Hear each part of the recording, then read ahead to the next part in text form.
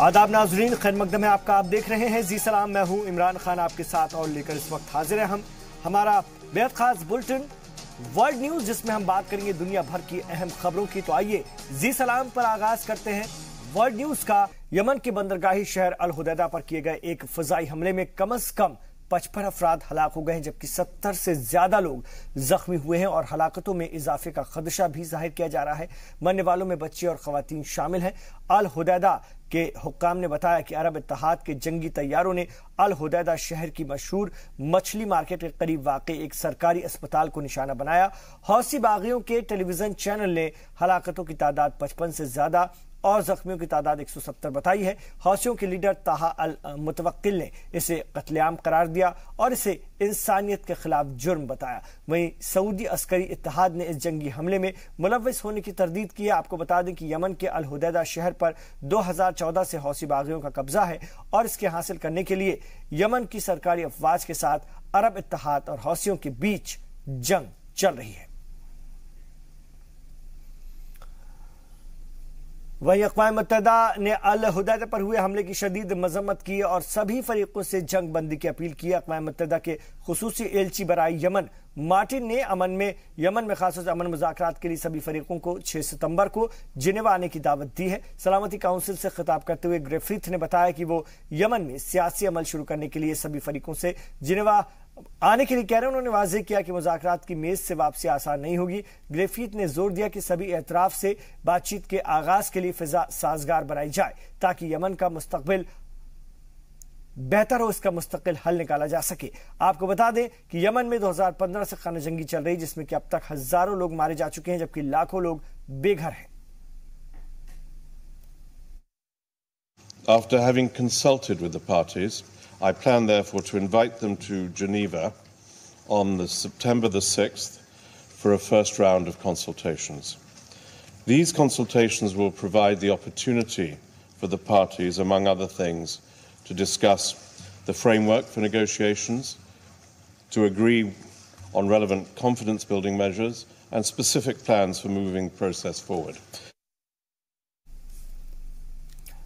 और आप तस्वीरों में देख रहे हैं यमन को लेकर के खास तौर से अब फिक्र का इजहार किया जा रहा है, क्योंकि 2015 से यहां पर जिस तरह के हालात बने हुए हैं उसमें काफी जानें चली गई हैं, हजारों लोग मारे जा चुके हैं। ये खाना जंगी जो चल रही है, लाखों लोग बेघर हो चुके हैं और इसको लेकर के अक़वाम मुत्तहिदा खास तौर से फिक्रमंद है और अक़वाम मुत्तहिदा ने अल हुदैदा पर हुए हमले की शदीद मजम्मत भी की है। हमारे साथ जुड़ गए हैं शौकत भारती साहब, जो कि एक्सपर्ट हैं मिडिल ईस्ट के। इस वक्त फोन लाइन पर वो हमारे साथ हैं। आइए उनसे बात करते हैं यमन के इशू पर। सर जी सलाम पर आपका खैर मकदम है। यमन में ये जो हो रहा है, आप कैसे इसको देखते हैं? क्या रहा है? अरब इत्तेहाद की बमबारी में 55 से ज्यादा लोग मारे गए हैं, ज्यादातर आम लोग हैं। क्या रिएक्शन है? देखिए, जब तक यूनाइटेड नेशन कोई एक्शन नहीं लेगी जी, तो ये सारा सिलसिला चलता रहेगा। यूनाइटेड नेशन को पूरे तरीके से सऊदी अरेबिया का सपोर्ट मिला हुआ है और सऊदी अरेबिया के साथ खुलेआम अमेरिका है। और ये जो बात आप देख रहे हैं, आप देखिए जो चाह रहा है सऊदी अरब के खुद अंदर के हालात के अंदर उनके यहाँ से मुखालफत होती है तो अपने ही प्रिंसेस को उठाकर बंद कर देते हैं, मिसाइल से मार देते हैं। तो अब जो भी सऊदी अरेबिया कर रहा है उसके ऊपर यूनाइटेड नेशन का कोई लगाम नहीं है, जबकि हर जगह है कि भाई आप हॉस्पिटल्स को, बाजार को, पब्लिक एरिया को नहीं छोड़ेंगे तो कोई आज से थोड़ी 2014 जो है क्या नाम है इसके ऊपर अटैक हो रहा है। बार बार ये कहा जा 2 दिन में एक बार खाने को मिल रहा है यमनीज को। तो ये जो जुल्म हो रहा है ये लगातार चल रहा है और इसकी वजह ये है कि सऊदी अरेबिया और यूएई के साथ में मिले हुए बाकायदा तौर के ऊपर अमेरिका है, इसलिए यूनाइटेड नेशन उसके खिलाफ कुछ नहीं बोल रहा है। आप एक बात बताइए, भाड़े के सैनिकों को भर्ती करने के बाद, यानी फौजियों को भर्ती करने के बाद जी, अफ्रीका से, यहाँ से, वहां से मिस्रीज को तब लगातार भेजा जा रहा है। तो ये क्या हो रहा है यमन? और क्यों सऊदी अरेबिया जो है क्यों दूसरे कंट्री के अंदर इस तरह से इंटरफेरेंस कर रहा है? क्या हुदैदा पर कब्जे के लिए अरब इत्तेहाद इतना जोर क्यों लगा रहा है? अल हुदैदा यमन की सियासत में क्या अहमियत रखता है? देखिए, इसलिए इसको किया जा रहा है कि ताकि इनकी जो है सप्लाई लाइन पूरी तरीके से रोक दिया जाए और घुटने टेकने के ऊपर मजबूर कर दिया जाए। हुदैदा वो सप्लाई लाइन है कि जिसके जरिए यमन में जो लोग लड़ रहे हैं इस अपनी गवर्नमेंट के खिलाफ या सऊदी इसके खिलाफ, तो उनकी सप्लाई लाइन जो है अल हुदैदा है, इसको ब्लॉक करने के लिए ये कुछ भी करने के लिए तैयार है। जी, मामला अक़वाम मुत्तहिदा ने यमन के हल के लिए सभी फरीकों को जिनेवा बुलाया। आपको क्या लगता है यमन मसले का हल माजी करीब में निकल पाएगा? ये ये यूनाइटेड नेशन का अक़वाम मुत्तहिदा का जो स्टेटमेंट कोई आज का नहीं है, वो तो सिर्फ ये फॉर्मेलिटी है, कागजी कार्रवाई है, फॉर्मेलिटी है। और यूनाइटेड नेशन जो है वो कुछ नहीं करेगा जब तक अमेरिका नहीं चाहेंगे, क्योंकि वो जब पता होगा कि हमारे खिलाफ कोई एक्शन कर सकता है यूनाइटेड नेशन, तब सऊदी अरेबिया सरेंडर करेगा। जब उसको पता है कि हमारे खिलाफ कोई एक्शन हो ही नहीं सकता, हमारी सरकार जो है उसी तरह से चलती रहेगी, तो उसके हमें तो नहीं उम्मीद लगता है कि यूनाइटेड नेशन इसमें कुछ कर पाएगा। शुक्रिया शौकत भारती साहब, अपनी अहम राय रखने के लिए। मिडिल ईस्ट मामलों के एक्सपर्ट शौकत भारती साहब हमारे साथ फोन लाइन पर थे।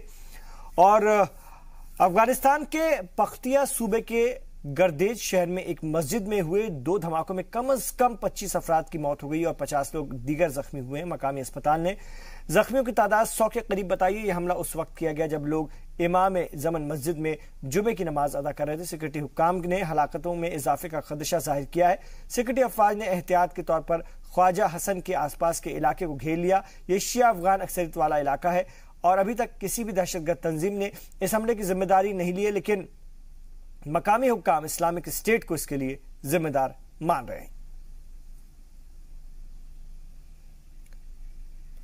तो अफगानिस्तान की एक मस्जिद में धमाका, जुमे की नमाज के वक्त ये धमाका किया गया। अफगानिस्तान में पख्तिया सूबे के गर्देज शहर में धमाका हुआ मस्जिद में और 25 अफराद की जान चली गई, 50 दीगर जख्मी हो गए। मकामी अस्पताल ने जख्मियों की तादाद 100 बताई है। यह हमला उस वक्त हुआ जब लोग इमाम जमन मस्जिद में जुमे की नमाज अदा कर रहे थे। सिक्योरिटी हुक्काम ने हलाकतों में इजाफे का खदशा जाहिर किया है। सिक्योरिटी अफवाज ने एहतियात के तौर पर ख्वाजा हसन के आसपास के इलाके को घेर लिया।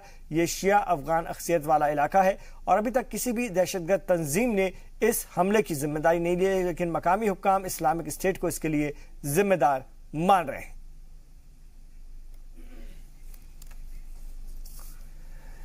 ईरान खलीज फारस में बड़ी फौजी मश्क की तैयारी कर रहा है। अमेरिकी हुकूमत ने दावा किया कि ईरान आबनाए हुर्मुज को बंद करने के लिए यह फौजी मश्क कर रहा है। वाज़ेह है कि ईरान ने तेल की दरामद पर पाबंदी आयद रखने की पादाश में आबनाए हुर्मुज को बंद करने की धमकी दी थी।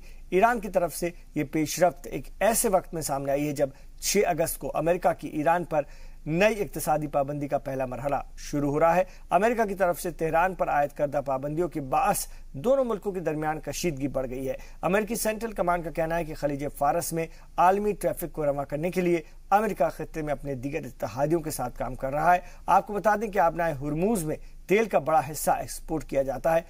अगर ये बंद हो जाता तो पूरी दुनिया की मईशत पर इसका बुरा असर पड़ सकता है।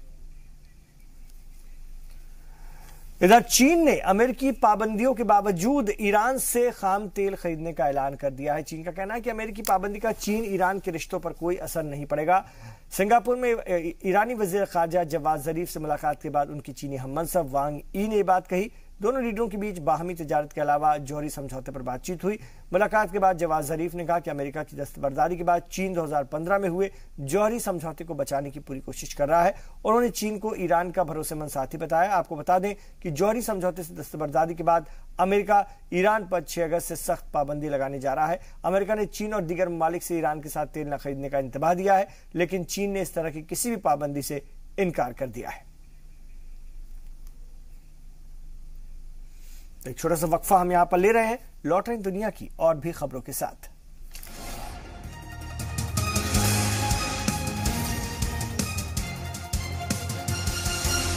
आप देख रहे हैं इस वक्त वर्ल्ड न्यूज। अफ्रीकी मुल्क जिम्बाब्वे में हुए सदारती इंतखाबात में सदर एमरसन मनंगवा को जीत हासिल हुई। इलेक्शन कमीशन के मुताबिक उन्हें 51% वोट मिले। वहीं अपोजिशन जमातों ने इस नतीजे को मुस्तरद कर दिया है।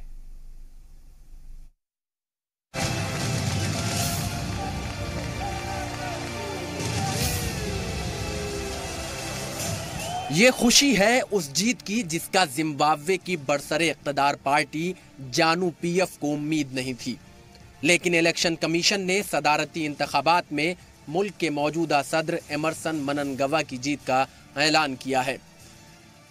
इंतखाबी कमीशन के मुताबिक मननगवा को कुल 51% वोट मिले, जबकि अपोजिशन इत्तेहाद एमडीसी के नेल्सन चमीसा को 44.3% वोट मिले।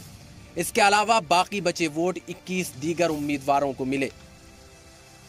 Chamisa Nelson MDC Alliance votes received 2,147,436, which constitutes 44.3% of the poll. Votes received by Mnangagwa Emerson Dambudzo of ZANU-PF party are more than half the number of votes cast in the presidential election.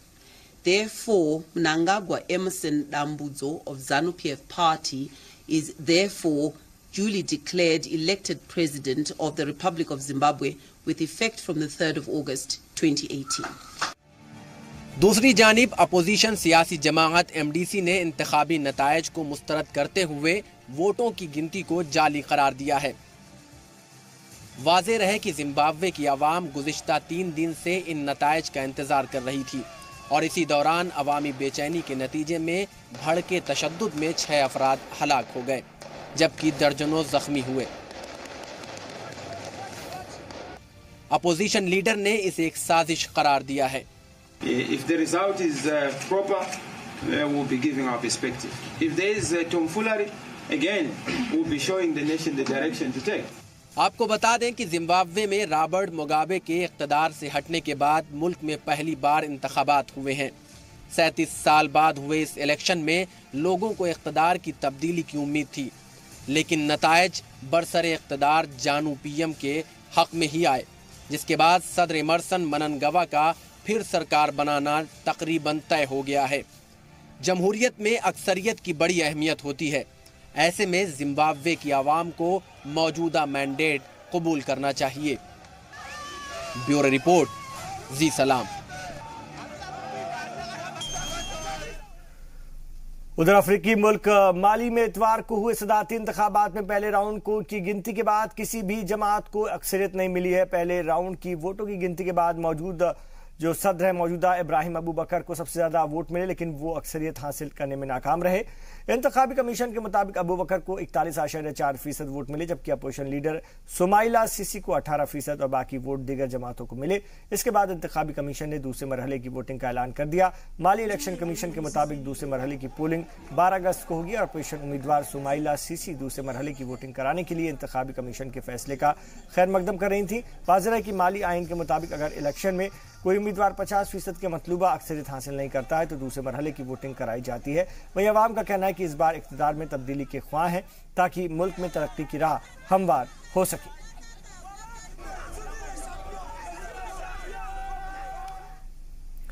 अमेरिकी सदर Donald Trump ने अमेरिकी इंतखाबात में रूसी मुदाखलत को एक बार फिर से मफरूजा करार दिया है। पेनिसिल्वेनिया में एक रैली से खिताब करते हुए ट्रंप ने हेलसिंकी में रूसी सदर व्लादिमीर पुतिन से मुलाकात का जिक्र किया और इसे मुस्बत कदम करार दिया। उन्होंने कहा कि कुछ लोग अमेरिकी और रूस के बीच दोस्ती देखना नहीं चाहते हैं। ट्रंप ने इस मुलाकात का गलत मतलब निकालने के लिए मीडिया पर निशाना साधा। ट्रंप ने भी कहा कि अगर वो दोबारा सदारती इंतखाब जीत जाते हैं तो रूस खुश नहीं होगा, लेकिन उन्होंने अमेरिका में वस्त मुद्दती इंतखाबात में रूसी मुदाखलत का कोई जिक्र नहीं किया।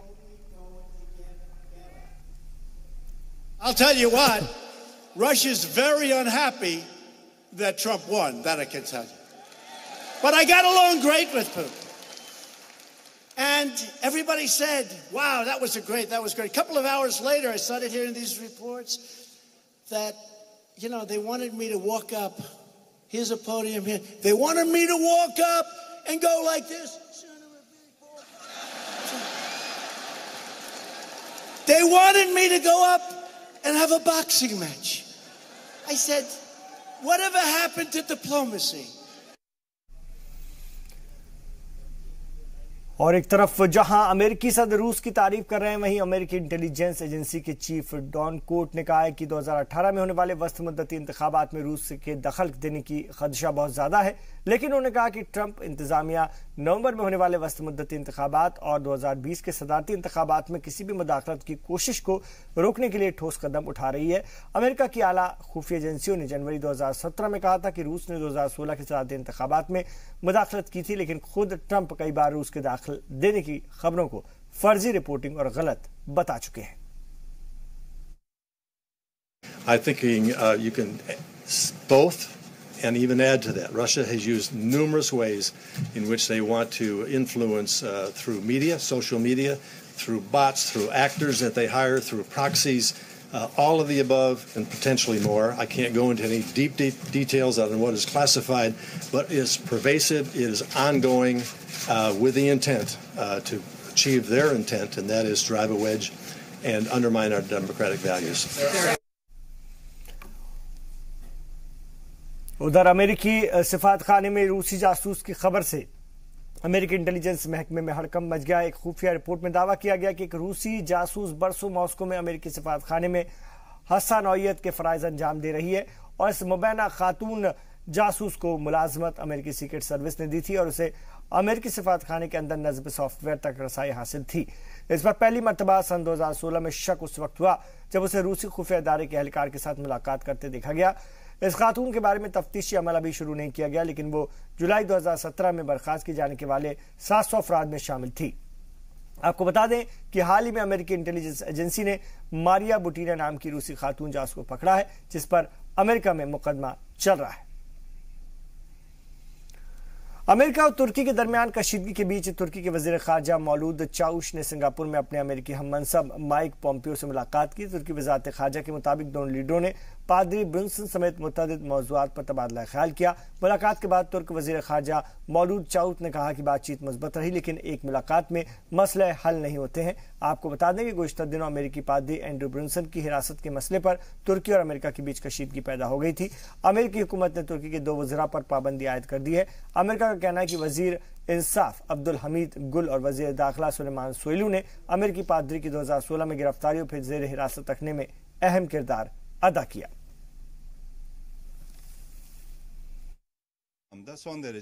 माइक पोम्पियो के साथ मीटिंग अच्छी रही। एक मीटिंग में सारे मसले हल नहीं होते। हम लोगों ने मौजूदा मसाइल का हल बातचीत के जरिए निकालने पर इत्तफाक किया है। जब हम अपने मुल्क जाएंगे तो हालात को बेहतर बनाने के लिए कदम उठाए जाएंगे। एक छोटा सा वक्फा यहां पर हम लेंगे नाजरीन, लौटेंगे। आप देखते रहिए वर्ल्ड न्यूज।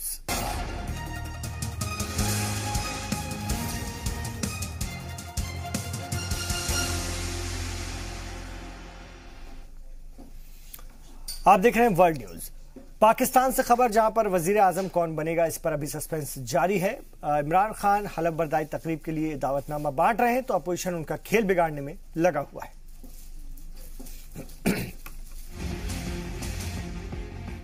पाकिस्तान में इस बार का चुनाव बेहद दिलचस्प रहा।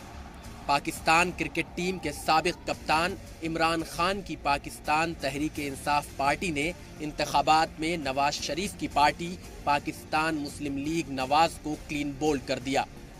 हालांकि इमरान खान की पीटीआई को अक्सरियत नहीं मिली है, लेकिन इस बात का इम्कान है कि इमरान खान पाकिस्तान में सरकार बनाएंगे और 11 अगस्त को वजीर आजम के ओहदे का हलफ लेंगे।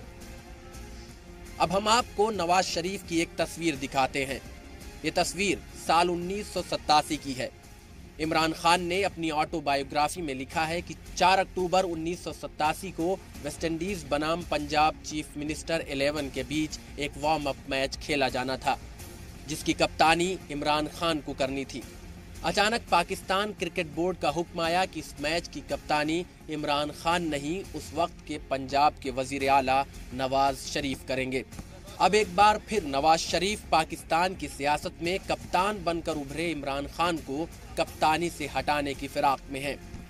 पाकिस्तान में नए वजीर आजम बनने के लिए एक तरफ इमरान खान हलफ लेने की तैयारी कर रहे हैं तो दूसरी तरफ पाकिस्तान के बाकी सियासी जमात गठजोड़ की सरकार बनाने के लिए मुत्तहिद हो रही हैं। नवाज शरीफ की पार्टी पाकिस्तान मुस्लिम लीग नवाज और बिलावल भुट्टो की पार्टी पाकिस्तान पीपल्स पार्टी के बीच समझौता होने की खबर है कि दोनों ने मिलकर वजीर आजम और स्पीकर के ओहदे के लिए अपने उम्मीदवार उतारने का फैसला किया है। वजीर आजम ओहदे के लिए उम्मीदवार नवाज शरीफ की पार्टी PMLN का होगा, जबकि स्पीकर के ओहदे के लिए PPP अपना उम्मीदवार उतारेगी। वजीर आजम का जो कैंडिडेट होगा वो पाकिस्तान मुस्लिम लीग से होगा और हमारी उम्मीद है कि हम ये जल्द टर्म्स ऑफ रेफरेंस और खदोखाल सब बना सकेंगे। डेमोक्रेटिक रिपब्लिक ऑफ कांगो के अपोजिशन लीडर जीन पेरी बेम्बा ने सदारती इंतखाबात के लिए अपना नॉमिनेशन दाखिल कर दिया है। पिछले दिनों ही वो मुल्क वापस लौटे। वाज़ेह है कि बेम्बा जंगी जराइम के जुर्म में हेग से सजा काट रहे थे। हेग में गुज़िश्ता माह ही उनकी सजा खत्म हुई है। सदारती इंतखाबात में जीन पेरी बेम्बा का मुकाबला मौजूदा सदर जोसेफ कबीला से है। जीन पेरी बेम्बा की मुल्क वापसी से तशद्दुद भड़क उठने का खतरा पैदा हो गया है। आपको बता दें कि 55 साला वार लॉर्ड बेम्बा को जंगी जराइम के इर्तिकाब में 2007 में गिरफ्तार किया गया था। आगे बढ़ते हैं, अगली खबर का रुख करते हैं। इस वक्त आप देख रहे हैं वर्ल्ड न्यूज। टेक्नोलॉजी और स्मार्टफोन बनाने वाली कंपनी दुनिया की पहली ऐसी कंपनी बन गई है जिसका मार्केट वैल्यू 1000 अरब डॉलर बन गया। जी हां, और हम बात कर रहे हैं एप्पल की। 1 ट्रिलियन की पहली लिस्टेड कंपनी वो बन गई है। फिलहाल एप्पल का बाजार वैल्यू हिंदुस्तानी मईशत का 38% हो गया है। एप्पल चाहे तो 3 अरब डॉलर की इकोनॉमी वाले पाकिस्तान जैसे 3 मुल्कों को खरीद सकती है। दुनिया के सिर्फ 16 मुल्क ऐसे हैं जिनकी जीडीपी एप्पल की मार्केट वैल्यू से ज्यादा है, यानी एप्पल 177 देशों में से भी ज्यादा अमीर हो गई है।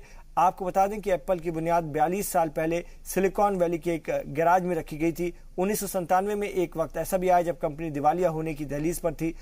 तब कंपनी को माइक्रोसॉफ्ट से मदद लेनी पड़ी थी, लेकिन आज एप्पल जिस मकाम पर है उसका क्रेडिट साबिक को फाउंडर स्टीव जॉब्स और मौजूदा चीफ टिम कुक को जाता है।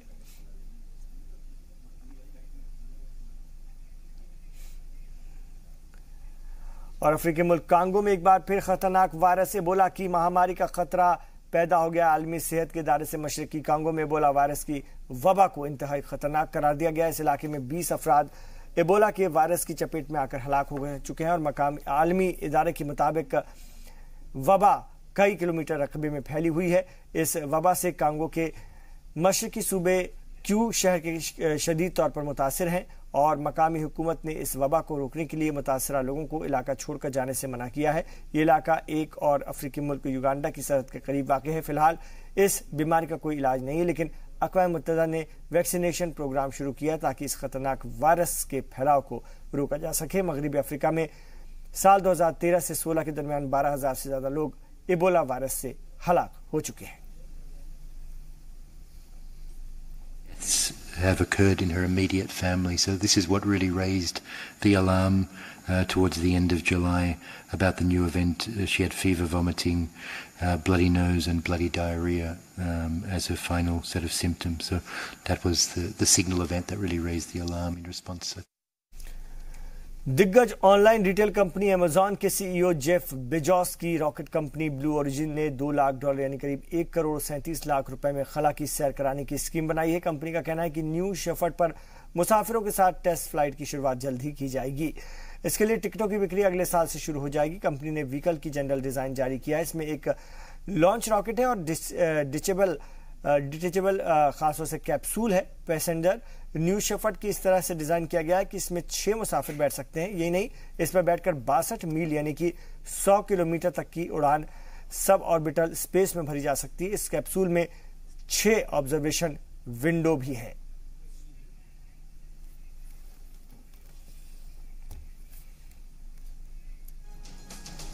तो नाज़रीन, वर्ल्ड न्यूज में अब इतना ही, लेकिन जी सलाम पर जारी है खबरों का ये सफर। आप देखते रहिए जी सलाम।